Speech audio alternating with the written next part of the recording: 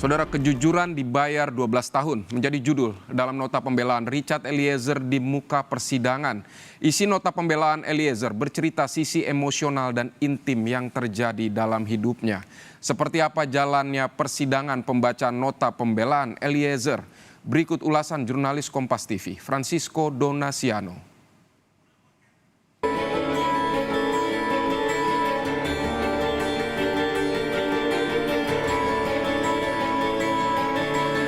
Saya juga meminta maaf kepada tunangan saya karena harus bersabar menunda rencana pernikahan kami. Walaupun sulit diucapkan, tapi saya berterima kasih atas kesabaran dan cinta kasih dan perhatian. Kalaupun kamu harus menunggu, tunggulah saya menjalani proses hukum ini. Kalaupun lama, saya tidak akan egois dengan memaksa kamu menunggu saya. Saya ikhlas apapun keputusanmu, karena bahagiamu adalah bahagiaku juga.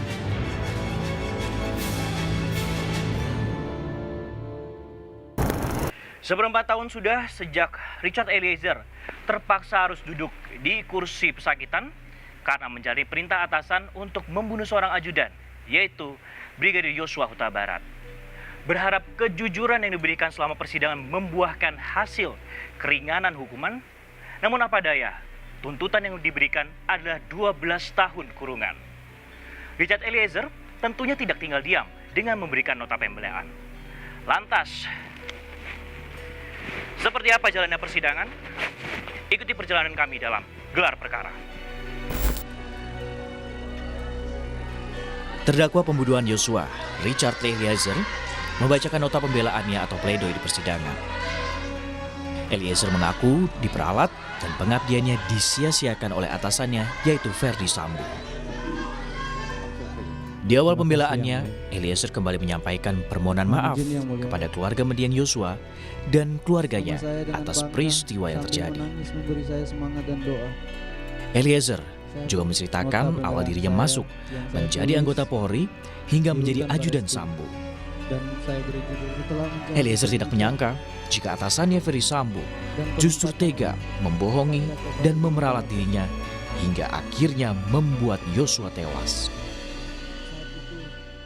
Saya ingin menyampaikan permohonan maaf sekali lagi yang sebesar-besarnya serta pengampunan terutama kepada keluarga dari almarhum Bang Yos. Tidak ada kata-kata lain yang dapat saya sampaikan selain permohonan maaf dan penyesalan yang mendalam atas apa yang telah terjadi kepada almarhum Bang Yos dan keluarga Bang Yos. Juga kepada kedua orang tua saya dan keluarga saya. Mohon maaf Mama, Papa, maafkan saya atas peristiwa yang terjadi ini, sehingga membuat Mama dan Papa serta keluarga bersedih dan kelelahan. Maafkan kalau karena kejujuran saya ini sudah membuat Mama sedih harus melihat saya di sini. Saya tahu Mama sedih, tapi saya tahu Mama bangga saya berjuang untuk terus menjalankan perkataan Mama, menjadi anak yang baik dan jujur. Saya berterima kasih Mama, selalu ada mendukung saya di sini. Pak, maafkan saya Pak, karena akibat peristiwa ini Papa harus kehilangan pekerjaan. Terima kasih untuk Mama dan Papa karena telah mengajarkan nilai-nilai kebaikan, kejujuran, dan kerja keras dalam hidup saya dan kakak saya sejak kami kecil. Selain meminta maaf kepada orang tua, Richard Eliezer juga menyampaikan penyesalan kepada sang kekasih dan juga tunangannya, yaitu Dulce Maria Angelin Kristanto alias Lingling, yang sedianya akan dinikahinya dalam waktu dekat. Namun rencana mungkin tinggal akan rencana. Pasangan Richard Eliezer masih duduk di kursi pesakitan dan menunggu putusan yang akan diberikan oleh majelis hakim di persidangan. Eliezer pun meminta sang kekasih untuk menunggu dirinya. Namun, dirinya juga tidak mau egois dan memasrahkan kepada Lingling apabila mau menunggu atau meninggalkan dirinya.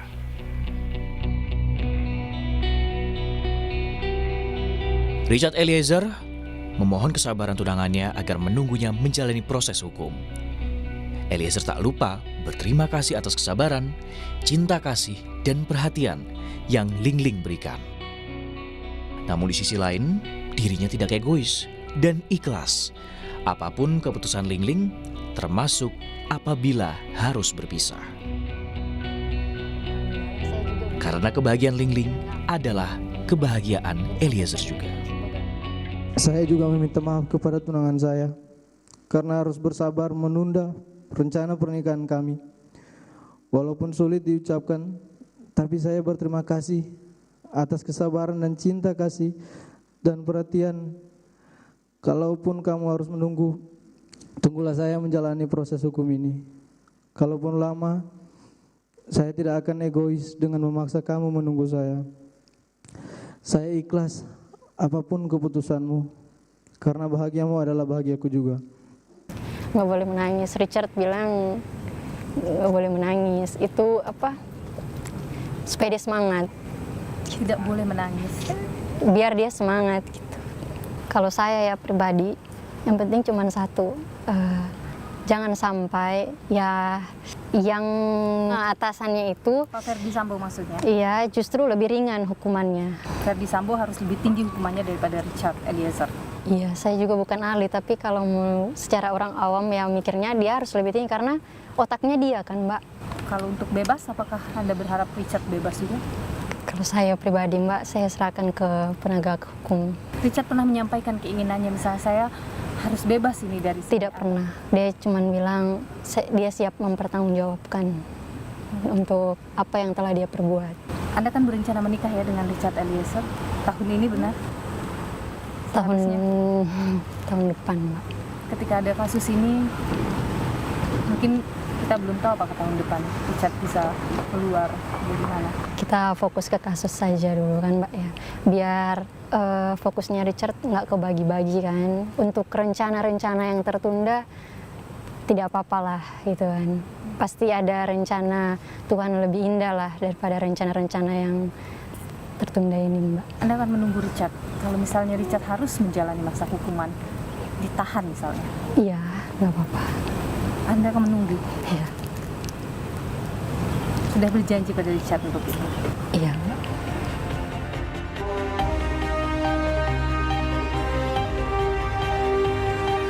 Menurut pakar hukum pidana, nota pembelaan Richard Eliezer memiliki peluang agar mendapat keringanan hukuman.